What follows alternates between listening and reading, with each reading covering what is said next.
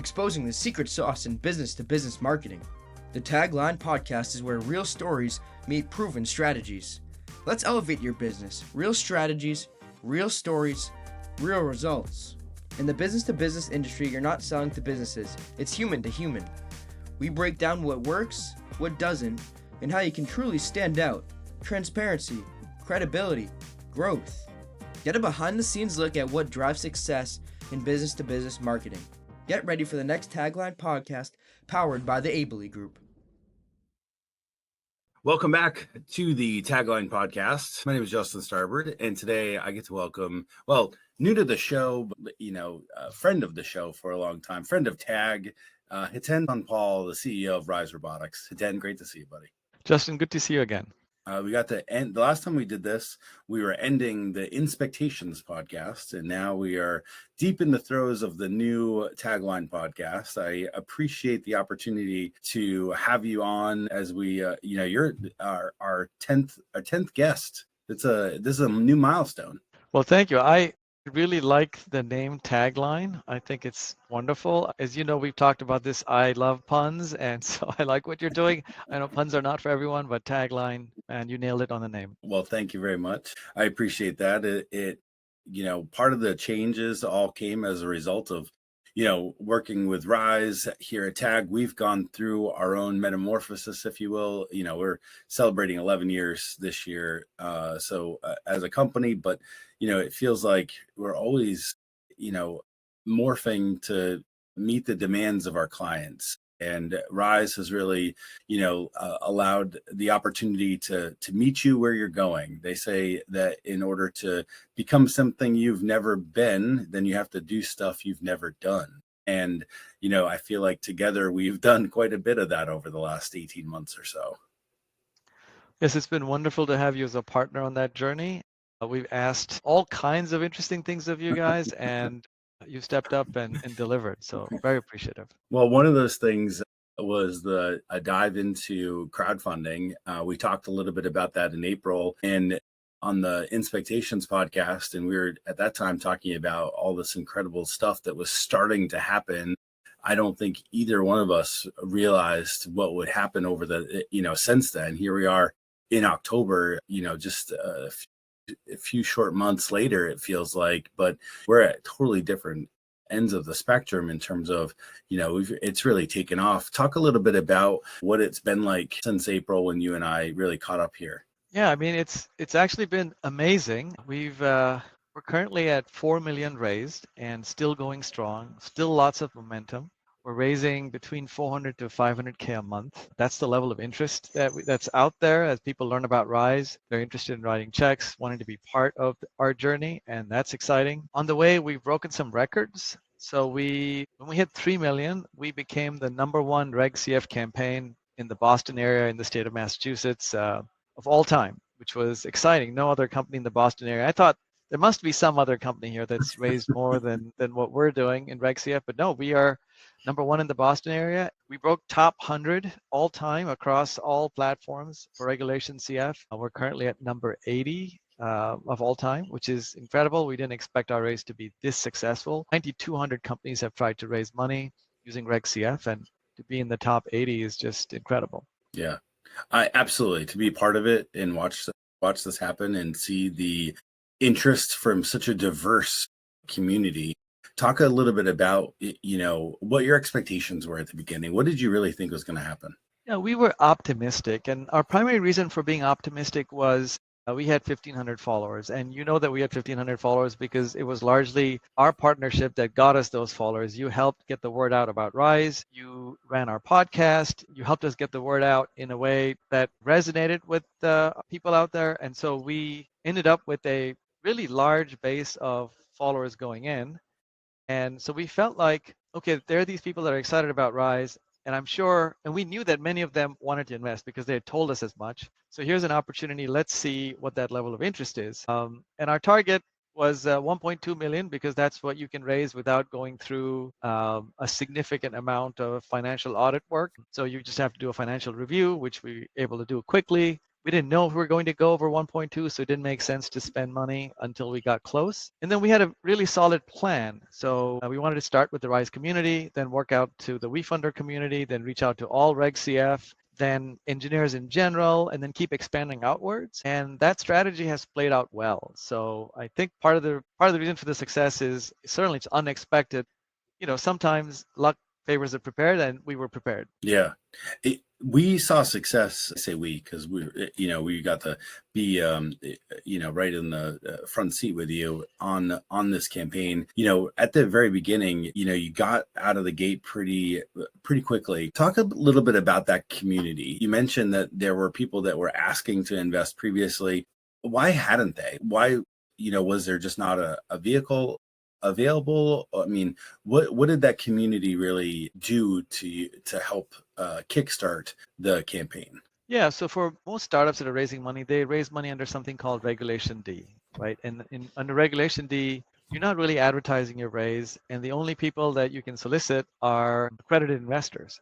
So if somebody wants to write it, and when you're recruiting accredited investors, you start off with small checks early on, but as the company gets bigger and bigger, you're no longer taking small checks because the legal fees start to add up and so on. And you don't want a cap table that's really populated with a lot of small checks because it makes it hard to exit the company and you have to go up through a cleanup process and so on. So there's just some logistical issues when a company's been around for some time to take small checks. And the crowdfunding regulation passed by the SEC has made it possible for a lot of smaller retail investors to get involved in the game. And so there's a whole process where we have to use an intermediary platform, but that's great for the investor because they get all the disclosures, and it's good for us because we generally have to work with one platform most of the time and not with thousands of investors, although we have tried to have an active conversation there. So the regulation crowdfunding has changed the game in that way. Like, it's opened up the opportunity for,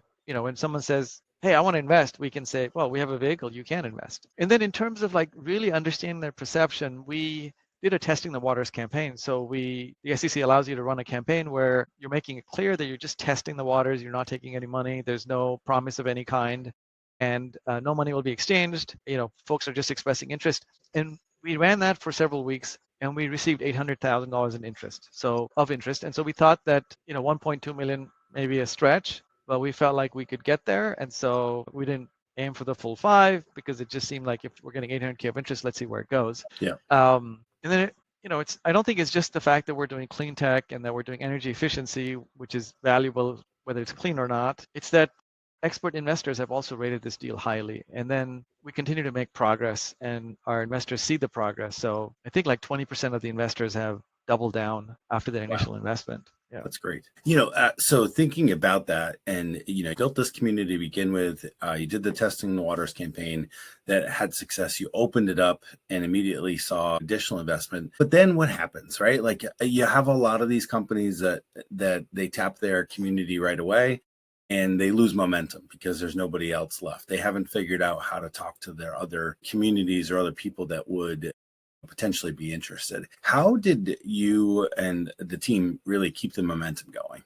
Yeah, so we made lots of appearances on podcasts to get the word out. We were going for the Guinness World Record anyway from a business development perspective, and you helped us run the marketing campaign for that, which was very effective. I think that got attention. We kept posting our progress. We have the regular social media updates, but you also help us put a monthly out, which has all of the major happenings of the previous month, which I think folks, even if they aren't following us on social media, over email, just see every month, we just keep making progress, right? And I think that has been key to folks who are maybe sitting on the sidelines, heard about us, and they're like, I'm not sure, I'll sign up for their mailing list and see what happens. And then 3 months in, they're like, oh, these guys are seriously making progress towards commercialization. Like, they have a plan, they're executing it. And so I think that's made a big difference.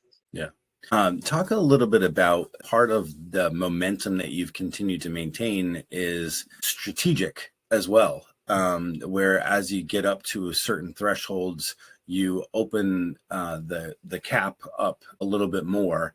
So there is a little bit of, you could close it at any time, of course. What has that done from a strategic standpoint to look at it and try to not just, I don't want to say manufacture momentum, but certainly give people more of an idea of like, hey, we're not sure if we're going to keep going with this. And at any point, right, an institutional investor could come in and buy it out anyway. So it is real, but where did that idea come from? Yeah, so it wasn't really planned that way. I think that we wanted to make sure that we had a successful campaign. We didn't want to, target 1.2 million and then raise 800K and then say we're done. We actually wanted to hit the 1.2 million. And shortly before we hit 1.2 million, I think in the 800K mark or something, things started to take off, right? So things were slowing down for a bit, and then the whole process we were following of getting the word out hit, and we started to go mini viral with many endorsements. And so things started to take off. And so we went over 1.2 million, and we were over enough that we were like, okay, we have to extend the campaign. And so we thought we'd extend it by 50%, raised it to 1.8 million. And we thought we'd close then. And that's when we were shocked because the 1.8 million milestone was hit within 2 weeks. Right? So we went from 1.2 to 1.8 so quickly that we were like, oh, well, we've somehow tapped into this vein of demand, and so we should leave it open for folks that are interested. And that's when I went back to the board and said, we want to extend the campaign some more and let everyone in. And we thought that summer was going to be slow. We increased it to 2.4, and then again it was filled in, a month. And so it was just like there's all this momentum, so why stop? And so we just picked our thresholds based on things that we believe we can hit and that we can have a successful close, right? So we had planned on closing at 4.05, but the last 2 weeks have been the most we've raised since the beginning of the summer, and it just made sense to keep going. Yeah. I think you've done a really good job of capitalizing on events as well that have happened and allowed those updates to really work for you. Not every company is going to have an opportunity to set a Guinness World Record, but there are other institutions that follow these crowdfunding campaigns that, again, there's no guarantee that any of them are going to pick you up. But, talk a little bit about how those kind of two things happened and, that really set up a lot of this momentum, or at least put some building blocks in there, so when new people find you, they can go back. Maybe they found you on the most recent update, or they found you because they were at a recent conference, but then when they go back and they see all these other things, I mean, social proof has been incredible for you guys. Yeah, so we're in this commercialization journey. Sometimes it's called the valley of death, which is a very negative way to look at it, but it's a transformative moment in the business where we're going from being predominantly research and engineering focused to being product and customer focused. And that transition is exciting, right? A lot of things are happening.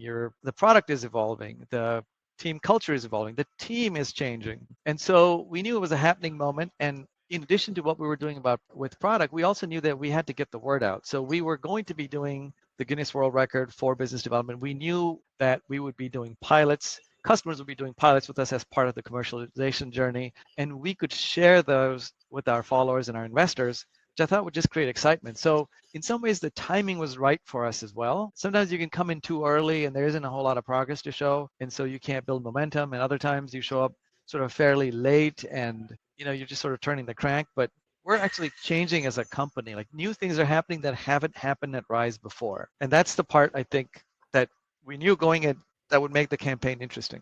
Yeah. Interesting is right. No doubt about it. I mean, and with that, there have been a lot of challenges too. I mean, you've done a lot of things right, don't get me wrong, but, there have been some maybe missteps, we'll say, or, instead of there being leaps forward, it was maybe a step sideways. Talk a little bit about some of the unexpected challenges that came up. Well, that's interesting. That's a great question. I'd say the unexpected challenges were the sheer exhaustion that we're feeling, right? But I don't think it has to do with the campaign, but just where we are as a company. We're going out there, we're talking about our products, we're marketing our products, we are constantly getting inbound interest that we have to qualify and make sure where does it fit into our roadmap. We're adjusting our roadmap based on interest. We're testing our products, we're finding bugs like every company does, and so we have to fix that as well. And then we're discovering that we need skills. I say we collectively were discovering that. I knew that we'd have to add more talent, so we've added a head of manufacturing to help us out. So we're running into those sorts of things that require us to change the business while running the campaign at the same time. And it's been a little bit of work. I'd say that's been a constant challenge, but I think we've managed it pretty well. How do you balance that? We see so often companies get fractured at this juncture because the investment campaigns don't necessarily support the business development campaigns. How have you done? I mean, frankly, from my perspective, you've done a really good job of making sure that either messaging is unique or different to each community, or there is strong overlap that builds social proof one for the other.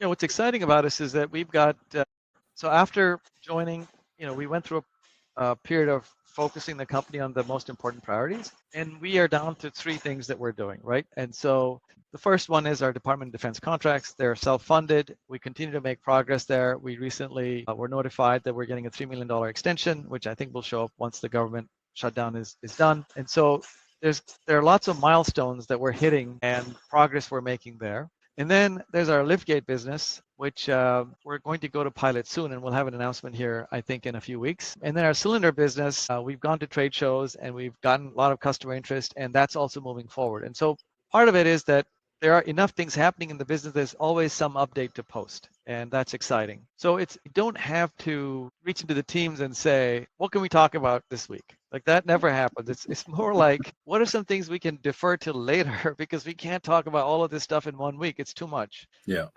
And we're just fortunate to be in that situation. Yeah. You've worked hard to put the leaders that you do have in the right spots. Talk a little bit about that, where you have really not just the 2 sides of the business or the 3-legged stool with the Department of Defense, business development, and the investment campaign. But talk about how you are transparent to discuss those things and how each affects the other, with the team, and how unique that is in terms of a culture. Yeah, the transparency is super important because we constantly have to make resource trade-offs, right? At a startup, one of the things that's fixed is resources. I really don't want to increase the burn too much. And so the goal is to keep a high-performing sports team mindset and keep the size of the team roughly at this size. And so with those constraints, the leadership team understands that a resource trade-off have to be made. And so we have to be transparent with each other about what's coming up. Is there a trade show? Sometimes you have to go to a trade show that's defense related. Sometimes we have to go to one that's liftgate related. Sometimes we're going to talk about cylinders at some other places. All of these things have to be coordinated. And the only way to do it is to really have weekly conversations as a team about, what's important this week. Let's make sure we nail it. And then let's keep stacking week after week of progress. Yeah. So talking about the progress and the milestones that you get to celebrate together, what do you end up deciding is most important to share publicly and stuff that you just keep in-house? Well, some of that is in discussions with you. I think TAG has been an amazing sounding board to help us understand what content is relevant, what content is timely, and what content is evergreen. So we know what we should put out, and some of the stuff we think it's big, but we get sort of an external perspective from you guys on, hey, maybe we should consolidate these 3 things next week because they're all very similar. So we've really appreciated that partnership of you helping us figure out how to send these updates out and which ones to send out. Yeah. I mean, sometimes it's not well received. No, I was kidding.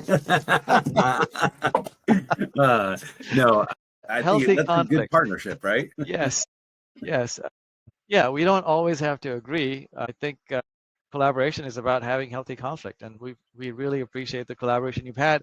I do appreciate the pushback when we're doing things that don't seem great, and you've helped us get better. How else would we get better if you guys didn't show up with the point of view, right?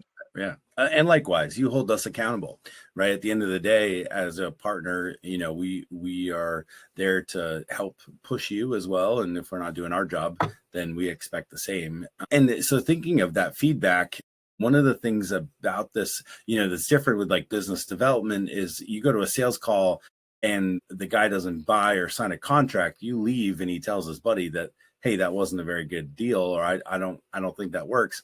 What's different with the crowdfunding campaign is how social it is and how unique it is relative to, say, a Series A or a Series B, which is very much more institutional. Not all of the feedback that's been posted out there comes back as positive. And a lot of that is obviously because of lack of education from the person posting. But how have you been able to meet them where they are and not turn it into something that brings either the campaign down or even brings the team down? Yeah, I think the team has this mindset. I think the word you use is education, which is that we are in the process of change management and really educating people on this new technology that we're bringing out to the world that has amazing benefits. And so we just take a patient approach, because it takes multiple conversations before people decide that Rise is right for them or the technology is right. And certainly there are relationships that Rise has nurtured that are several years old, where folks come back and say, okay, we had this conversation, a few years ago. I'm looking at the progress you guys have made. Yep, it's actually where we needed to be. Let's start having a conversation about buying a sample. And then that's when we tell them, well, we have a lot of interest. 2 years ago, if you had said, give me a sample, we would have jumped. Now we have to figure out where we can slot you in. No, that's great.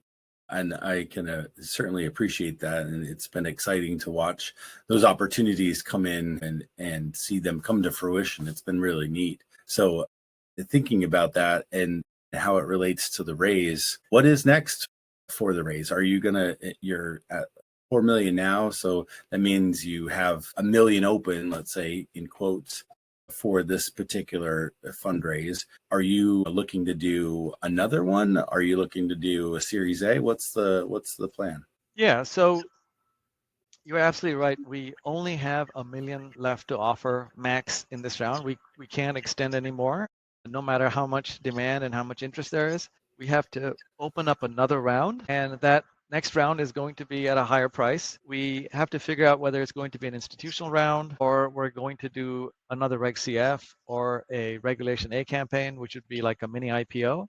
So we're weighing all those things, have not yet made a decision, but we'll make a decision soon. Yeah.